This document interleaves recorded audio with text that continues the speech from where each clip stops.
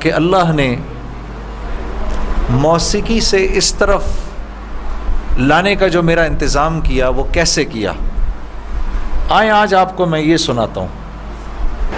آپ یقین کریں گے کہ یہی دن تھے، بالکل جولائی کی شدید گرمیاں تھیں. پنجاب میں تو جولائی میں تھوڑا موسم تھوڑا سا قدرے بہتر ہو جاتا ہے. کراچی میں جولائی میں حبس بڑھ جاتا ہے اور بہت بڑھ جاتا ہے. تو یہی جولائی کے دن تھے، میں گاڑی میں بیٹھا ہوا، شیشہ اس کا چڑھا ہوا تھا اور میں جا رہا تھا. تو میں نے اپنے بائیں طرف سے ایک جماعت کو گزرتے ہوئے دیکھا. مجھے کچھ اس طرح پتا تھا کہ یہ کچھ ایک جماعت ہے جو لوگوں کو مسجد کی طرف لے جاتی ہے اور وہ تنگ ونگ کرتی ہے، لوگوں کو گھروں سے نکال لیتی ہے. تو لوگ اس جماعت سے بھاگتے پھرتے ہیں، کچھ ایسا سنا تھا میں نے، کوئی ایک ایسی جماعت ہے. تو میرے دل میں یہ خیال آیا کہ دیکھو تم تو آرام سے گھر میں بیٹھے ہوئے ہو، گاڑی میں بیٹھے ہوئے ہو، اور یہ دیکھو یہ بیچارے لوگوں کو نماز کی طرف، اللہ کی طرف بلا رہے ہیں، اور ان کے کپڑے بالکل بھیگے ہوئے تھے پسینے سے، اور تم ان کے بارے میں غلط سوچ رہے ہو. ایسا نہ ہو کہ آگے جا کے تمہاری گاڑی وجے کہیں. تو اپنی گاڑی کو بچانے کے چکر میں نے وہاں سے یو ٹرن مارا، اور یو ٹرن مار کے میں واپس لایا، اور واپس لا کے میں نے گاڑی کو یہ جماعت کے کچھ جو ساتھی تھے ان کے آگے روک لیا. روک کے میں گاڑی سے اتر کے میں جو جماعت کا جو سب سے آگے جو تھے بزرگ تھے، میں ان کے پاس گیا اور میں نے جا کے ان سے ایسے ہاتھ ملا کر میں نے کہا جی آپ بڑا اچھا کام کریں، میرے لیے بھی دعا کریں، ایسے ہی کہہ دیا میں نے. تو انہوں نے میرا ہاتھ پکڑ لیا اور مجھے کہنے لگے میں آپ کے لیے ضرور دعا کروں گا. اب مجھے کیا پتا کہ گشت پر نکلا ہوا ہو کوئی، اور وہ گشت پہ نکلا ہوا آدمی دعا کرے، یہ کیسے ہو سکتا ہے؟ اللہ قبول نہ کرے. ہو سکتا ہے اس اللہ کے ولی نے میرے لیے دعا کر دی ہو. اب آپ لوگ اللہ کا نظام دیکھیں میری بہنوں اور میرے بھائیوں، بہت عجیب بات ہے. اس جماعت میں ایک جو لڑکے تھے ان میں سے ایک نے اپنی مسجد میں جا کر بتایا کہ تمہیں پتہ ہے آج ہمیں روکا کس نے؟ تو انہوں نے کہا بھائی کس نے روکا؟ کہا وہ سنگر نہیں ہے جنید جمشید، اس نے آج، یہ لوگ مقامی گشت کر رہے تھے، اس نے گشت کے دوران ہمیں روک لیا. اس نے ہم سے ایسے کہا بھائی ہمارے لیے دعا کرنا. اور جس مسجد میں اس نے یہ بات کہی، اس مسجد میں ایک نمازی تھا جو تبلیغ میں لگ چکا تھا. وہ 16 سال پہلے میرے ساتھ سکول پڑھتا تھا. اللہ کا نظام دیکھیں، 16 سال پہلے میرے ساتھ سکول میں پڑھتا تھا، تبلیغ میں لگ چکا تھا. اس نے کہا کس نے روکا تمہیں؟ کہا وہ نہیں ہے، وہ سنگر جنید جمشید، اس نے روکا ہمیں. اس نے کہا اچھا میں ٹھیک ہے. اب میرے اس دوست نے مجھے ڈھونڈنا شروع کیا. ہاں بچوں آپ لوگ آگے آ جاؤ، ادھر قالین پر آ جاؤ، ادھر آ جاؤ، آؤ میرے بھائی آگے آ جاؤ، ادھر قالین پر بیٹھ جاؤ. میرے لیے تو یہ کافی ہے، یہ قالین تمہارا ہی ہے، بیٹھو ادھر آ کے بیٹھ جاؤ. لیکن بات نہیں کرنی اور یہ نہیں کرنا. آپ نے انکل کی بات سننی ہے، ٹھیک ہے، یہ نہیں کرنا، یہ نہیں کرو تھوڑی دیر کے لیے، کیونکہ اگر یہ کرتے رہو گے پھر بیٹا سمجھ ہی نہیں آئے گی ہم نے کیا بات کی. ٹھیک ہے، 2 منٹ کے لیے شیطانی ہتھ کنڈے سے جان چھڑا لو. ہاں اچھا، تو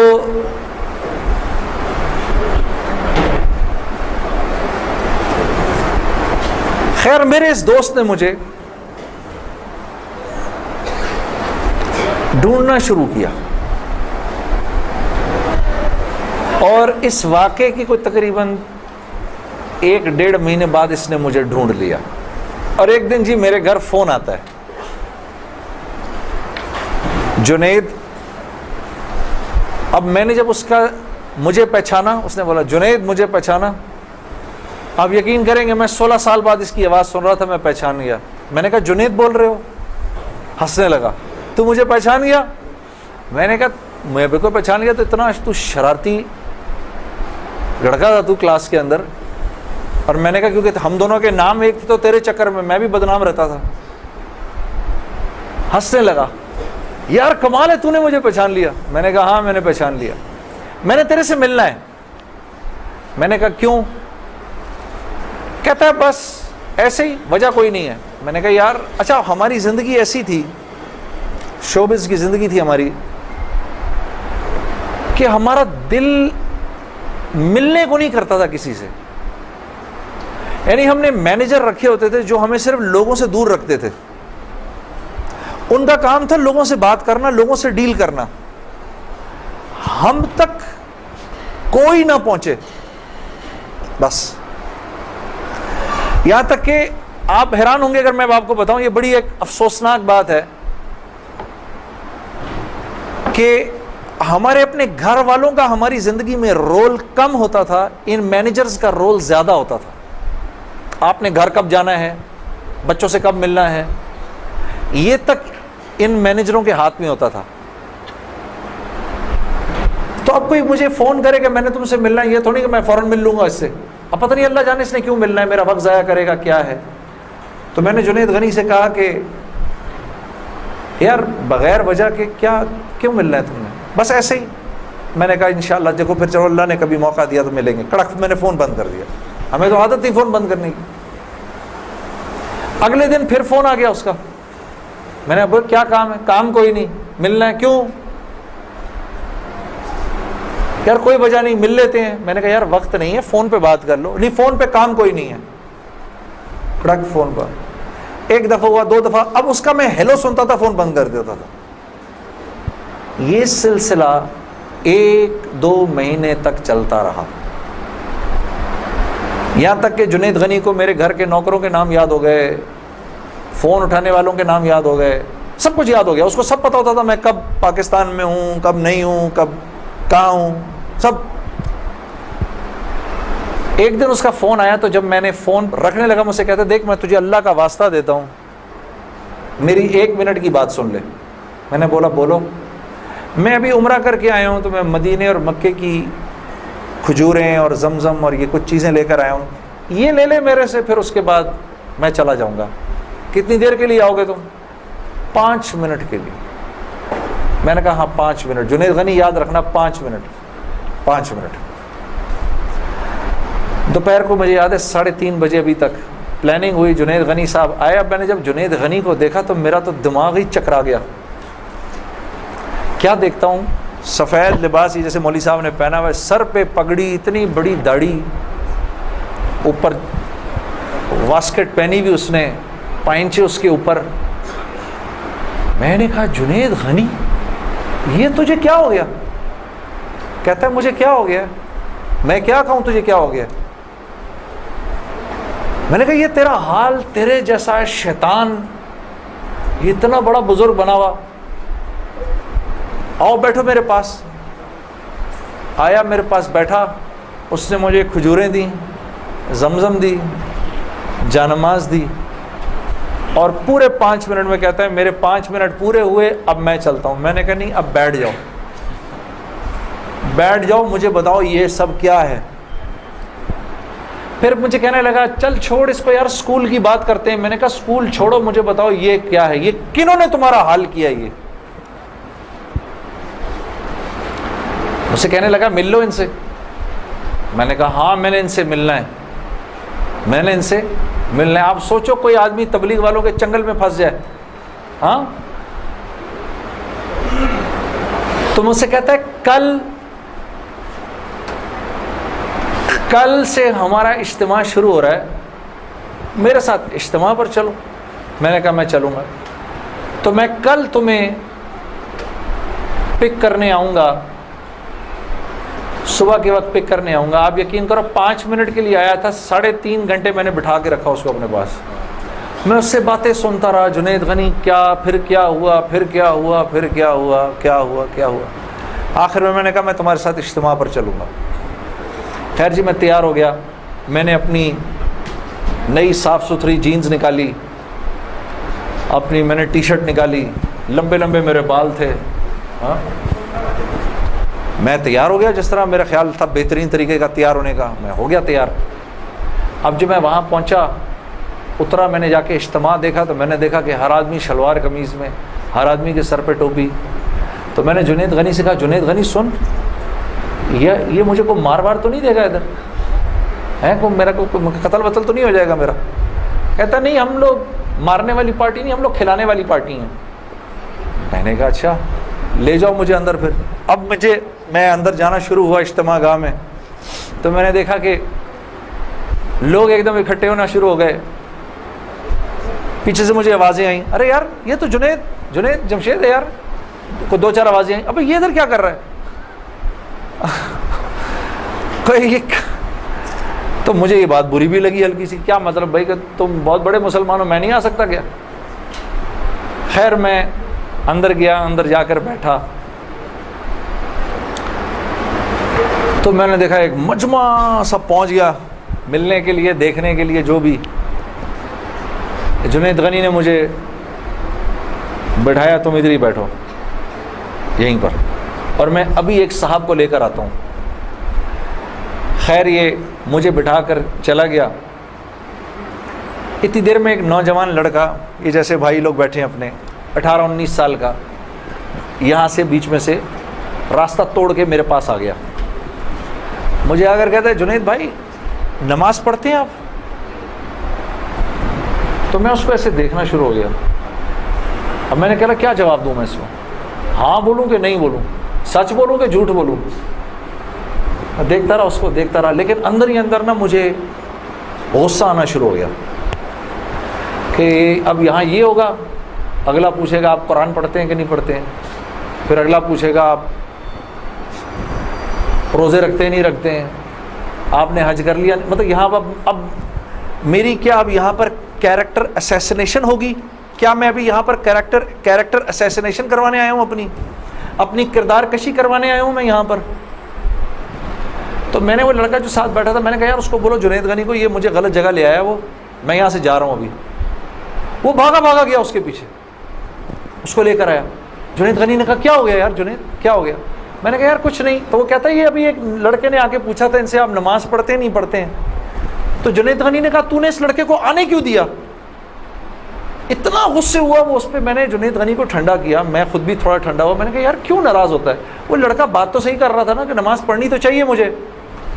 تو اس نے جو جملہ بولا نا مجھے, وہ مجھے آج تک یاد ہے.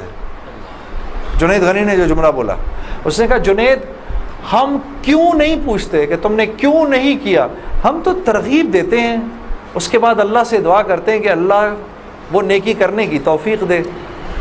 ہاں وہ آج بھی مجھے وہ بات یاد ہے. اللہ پاک یہ مجھے بھی عطا کرے کہ ہم کسی سے یہ نہ کہیں بھائی تم نے کیوں نہیں کیا یہ, بلکہ نیکی کی ترغیب دیں اور پھر اللہ سے رات کو دعا کریں اللہ میرے اس بھائی کو, میری اس بہن کو توفیق دے وہ اس نیکی کو کر سکے. پھر میں نے کہا جنید غنی کو چل چھوڑ یار, میں ادھر ہی بیٹھا ہوں, میں کہیں نہیں جا رہا. اب جنید غنی صاحب نے ایک صاحب کو بلایا, ان کا نام تھا ڈاکٹر بلند اقبال. ابھی جب میں شان رمضان ابھی شان رمضان کر رہا تھا نا, یہ ابھی کچھ پچھلے رمضان میں, تو ڈاکٹر بلند اقبال صاحب بڑے عرصے بعد مجھے ملنے آئے. میں ملا ان سے, بڑی خوشی ہوئی. میں نے ان کو یاد کرایا وہ واقعہ جو میں اب آپ کو سنانے لگا ہوں. تو ڈاکٹر بلند اقبال صاحب میرے سامنے آ کے بیٹھ گئے. اور ڈاکٹر بلند, اب تبلیغ والوں کا بہن میں ذرا سا آپ کو بتاؤں کہ تبلیغ والے نا اب وہ سامنے والے کو جانتے نہیں ہیں, لیکن اس کو اللہ کی دعوت تو دینی ہے. تو آپ پہلے اس سے پوچھتے ہیں بھائی آپ کیسے ہیں, خیریت سے ہیں, آپ کا اسم گرامی کیا ہے؟ اچھا ماشاء اللہ بڑی خوشی ہوئی آپ سے مل کے, یہ میرا نام ہے, بڑا اچھا کیا آپ آئے. پھر باتوں میں پوچھتے ہیں کہ آپ کیا کرتے ہیں, تو میرے سے بھی انہوں نے پوچھ لیا. تو جنید صاحب آپ کیا کرتے ہیں؟ تو میں چپ کر گیا. اچھا کوئی بات نہیں, آواز آ رہی ہے نا میری؟ ٹھیک ہے, اللہ آپ لوگوں کو خوش رکھے. جی میرے سے پوچھنے لگے جنید صاحب آپ کیا کرتے ہیں. اب میں اس کی شکل دیکھنا شروع ہو گیا. میں نے کہا ابھی تک تو جی اچھا ہو رہی ہے اس کی ریکارڈنگ؟ اچھا اچھا، چلو آپس میں بات نہیں، آپس میں بات نہیں، میرے سے سن لو، آپس میں بات نہ کریں. تو میرے سے نا اب میں ان کی شکل دیکھوں، میں نے کہا اب تک مار نہیں پڑی تو اب پڑے گی. اب جو میں نے بتایا نا میں کیا کرتا ہوں، تو میرے چہرے کے بدلتے ایکسپریشنز دیکھ کے نا جنید غنی نے ان سے کہا ارے ڈاکٹر صاحب آپ اس کو نہیں پہچانتے، یہ وہ ہے نا جس نے دل دل پاکستان گایا ہے. ڈاکٹر صاحب کہتے ہیں ارے واہ واہ واہ واہ واہ واہ واہ واہ، مسلمان کی تو شان ہی یہی ہے، جس کام کو کرتے آگے بڑھ جاتا ہے. میں نے کہا یہ آدمی ٹھیک آدمی ہے،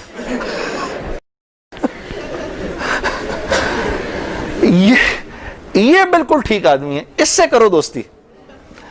تو بعد میں میں نے ڈاکٹر صاحب سے کہا ڈاکٹر صاحب یہ جواب آپ کہاں سے لائے اتنا خوبصورت سا؟ تو مجھے کہنے لگے یار میں نہ تجھے جانتا نہ مجھے یہ پتا دل دل پاکستان کیا. تو جب اس نے بولا نا کہ اس نے دل دل پاکستان گایا تو میں نے کہا واہ واہ واہ واہ، اور میں دل میں دعا کروں یا اللہ جلدی سے صحیح جواب میرے ذہن میں ڈال، جلدی سے صحیح بات ڈال میرے ذہن میں. تو میں نے فٹ کہہ دیا. اور یہ بات میرے دوستو ہے بھی سچ کہ مسلمان کی شان یہ ہے، مسلمان جس کام کو کرتا ہے نا مسلمان اس کام میں آگے بڑھ جاتا ہے. ساری دنیا میں جن کاموں کو آپ برا کام سمجھتے ہیں نا کہ یہ برے کام ہیں، ان برے کاموں کو بھی اگر کبھی کسی مسلمان نے کیا نا تو یقین کرو غیروں سے بھی زیادہ کیا. ہاں یقین کرو، مسلمان ایک عجیب امت ہے، ہم سے بہتر کوئی نہیں. کنتم خیر امہ، بس یہ ہر لائن سے بہترین امت ہے. جس کو اللہ ہی کہہ دے تم بہترین ہو تو پھر ہمیں دوسروں سے پوچھنے کی کیا ضرورت ہے کہ ہم اچھے ہیں کہ برے ہیں. ہاں اب میں پورا دن ڈاکٹر بلند اقبال صاحب کے ساتھ پھرتا رہا. اور جب دن کا آخر آیا تو جنید غنی نے مجھے کہا کہ چل میں تجھے اب گھر چھوڑ دوں. میں نے کہا گھر تو مجھے چھوڑ دو لیکن یہ بسترے کیا ہیں، یہ جو بسترے لگے ہوئے ہیں؟ کہا یہ رات کو لوگ یہاں سوئیں گے. میں نے کہا اور یہ جو بزرگ حضرات ہیں یہ بھی ادھر ہی سوئیں گے. میں نے کہا یار میں تو ان سے زیادہ فٹ آدمی ہوں، اگر یہ بوڑھے لوگ ادھر سو سکتے ہیں تو میں بھی سو سکتا ہوں. تو اس نے کہا یار نور اللہ نور، تیرے لیے بھی بسترا لگا دیتے ہیں.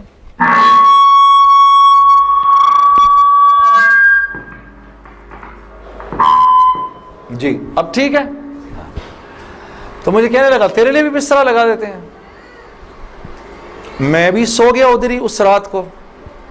وہ شاید زندگی کی پہلی دفعہ زندگی میں رات کو تہجد کی نماز پڑھی، اٹھا دیا اس نے بیچ میں. تو ایک دن گزرا، دوسرا دن گزرا، تیسرے دن مولوی طارق جمیل صاحب کا بیان تھا. اب مجھے تو نہیں پتا یہ کون ہے. ہاں جب مولوی صاحب نے بیان کیا تو میں نے جنید غنی سے کہا یار بڑے اچھے اچھے بیان تھے یہ سارے تیرے بزرگ، یہ کون آدمی ہے؟ کہنے لگا یار یہ ہیں ہمارے ایک مولانا. میں نے کہا یار میں نے ان سے ملنا ہے. کہتے یار ان سے نہیں مل سکتا کوئی. میں نے کہا بھائی میں اس ملک کے صدر سے بھی مل سکتا ہوں اور اس ملک کے پرائم منسٹر سے بھی مل سکتا ہوں، یہ مولوی سے ملنا کیا مشکل ہے؟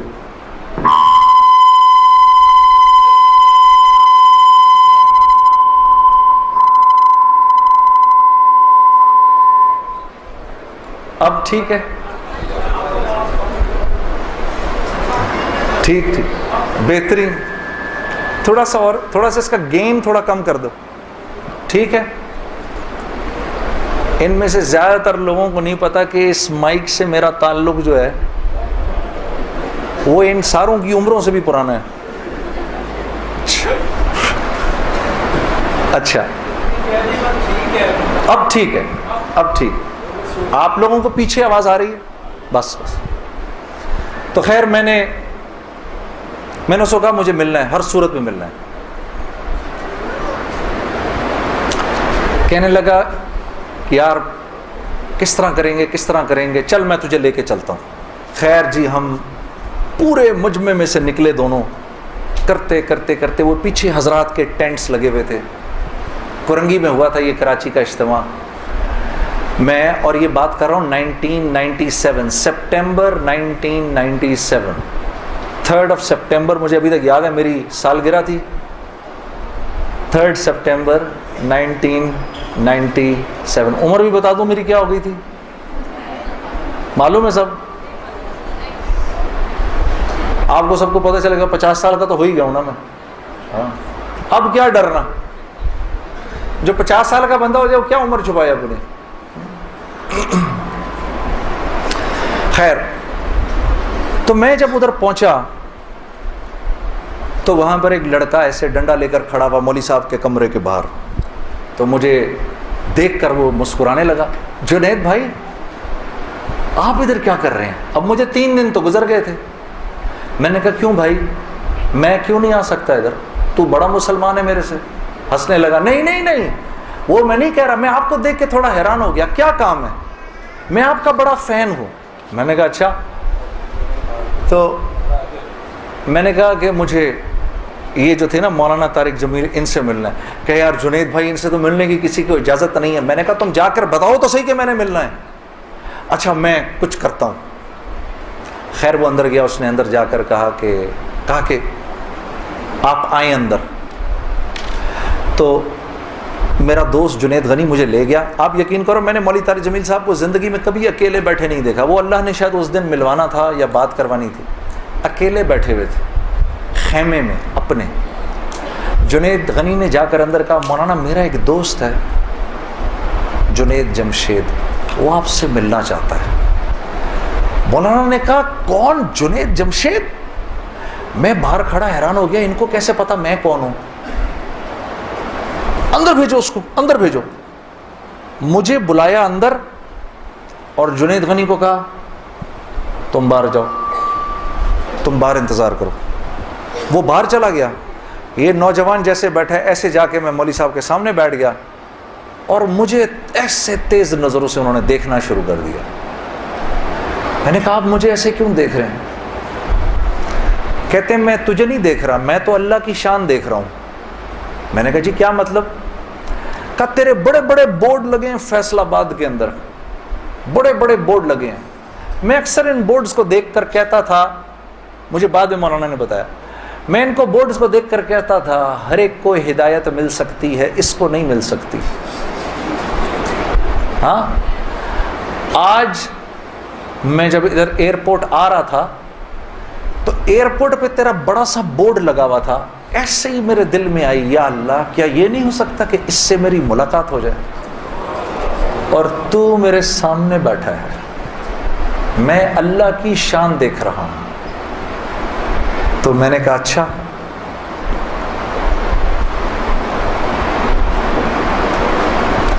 کہنے لگے دل دل پاکستان تو نے گایا ہے.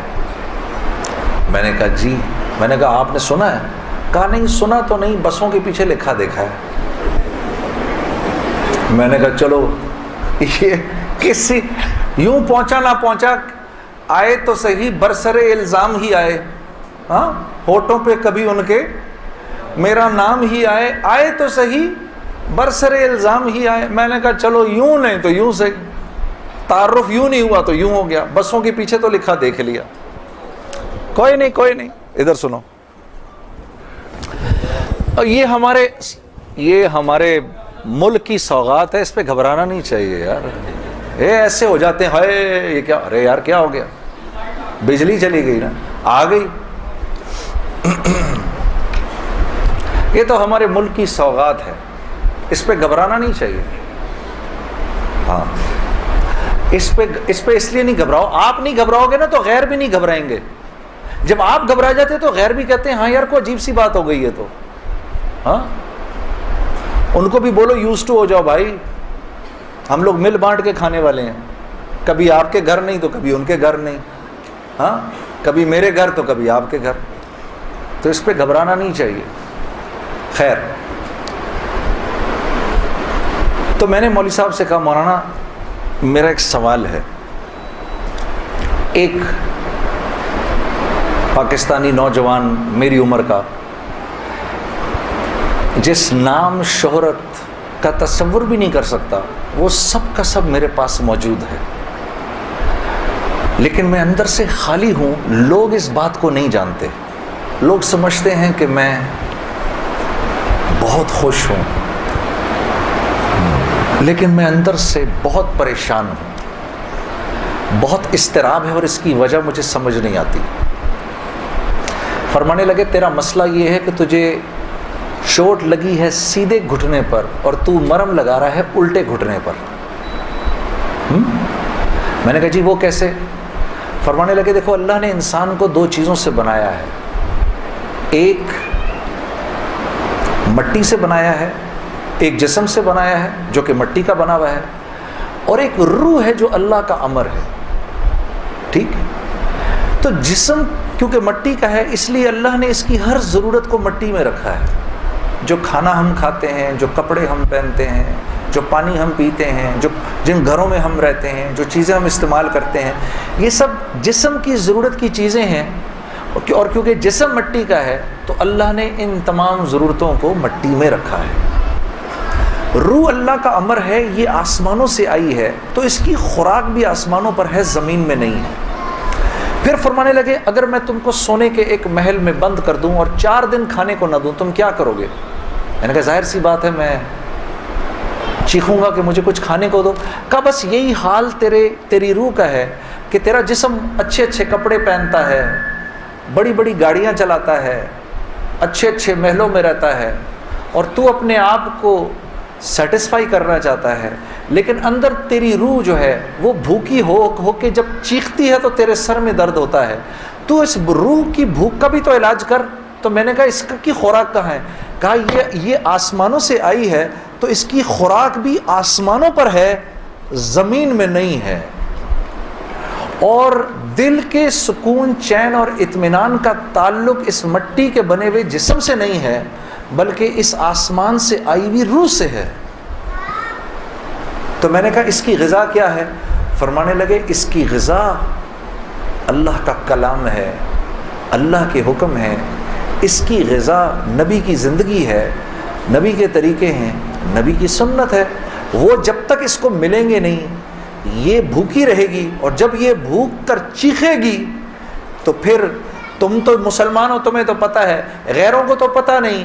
وہ دماغ کی اس چیخ کو سلانے کے لیے کبھی شراب پیتے ہیں، کبھی نشے کرتے ہیں، لیکن یہ تو جب تک روح بھوکی ہے اس وقت تک اندر سے تم مضطرب رہو گے، سکون چین نہیں ملے گا. اور پھر قرآن کی وہ آیت پڑھی مجھے آج بھی یاد ہے، الا بذکر اللہ تطمئن القلوب، کہ اللہ پاک چیلنج دے رہے ہیں سب کو کہ اگر دل کا سکون، چین اور اطمینان چاہیے میرے بندو، مالداروں، حکومت والوں، دولت والوں، شہرت والوں، اگر تمہیں دل کا سکون، چین، اطمینان چاہیے تو تمہیں مجھ سے تعلق بنانا پڑے گا، مجھ سے یاری لگانی پڑے گی.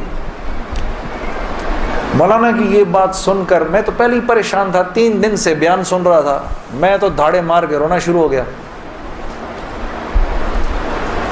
روتا رہا بڑے دیر تک.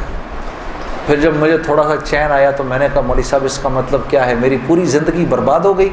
تو فرمایا نہیں، بالکل بھی نہیں، کہ یہ معاملہ تم دنیا والوں سے تھوڑی کر رہے ہو، یہ معاملہ تم تو اللہ سے کر رہے ہو. اور اللہ کے ہاں معاملہ کیا ہے؟ اللہ کے ہاں معاملہ کیا ہے کہ ابھی انسان اللہ رب العزت سے معافی مانگنے کا ارادہ ہی کر رہا ہوتا ہے، دل میں ابھی خیال ہی آ رہا ہوتا ہے کہ اللہ رب العزت اگلے پچھلے معاف کر دیتے ہیں سارے.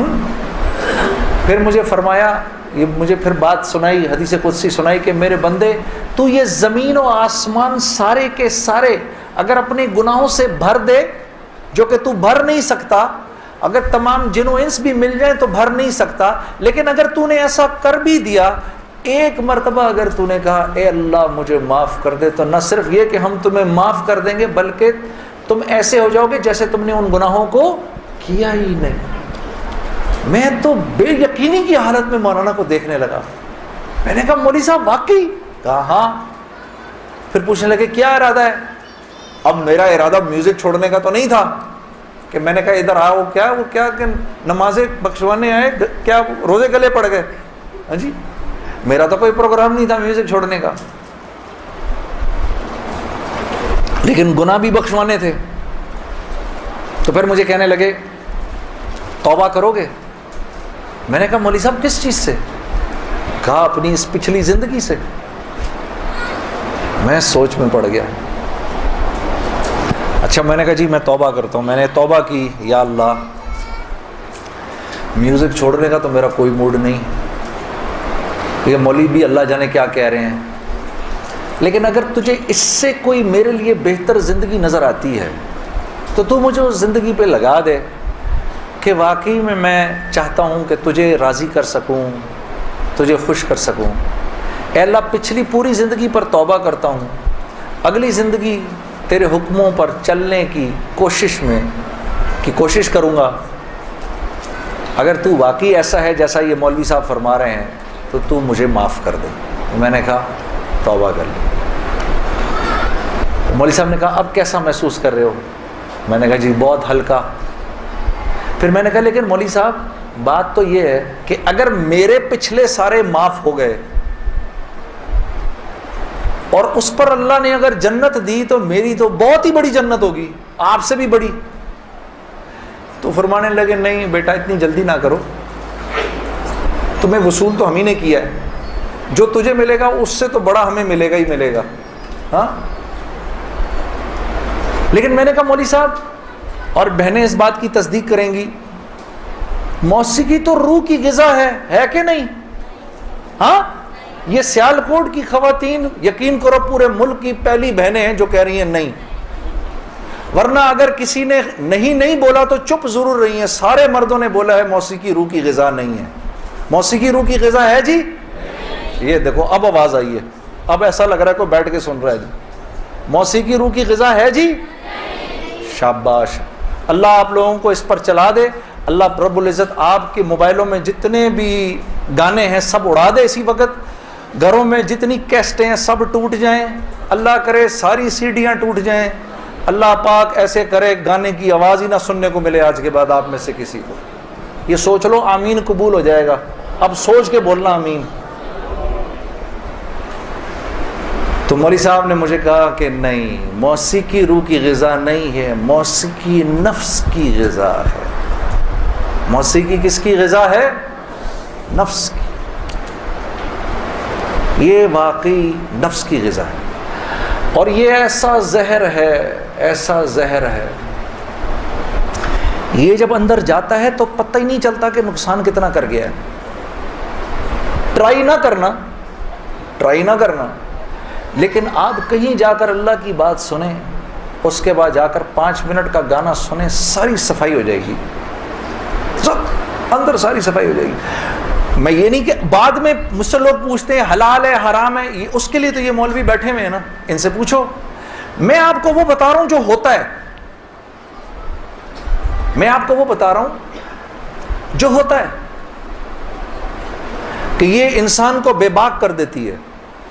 مجھ سے کسی نے پوچھا بھائی اپنے ملک کے لیے گانا, میں کبھی اپنے ملک کے لیے گانا وہ ایک اور چیز ہے.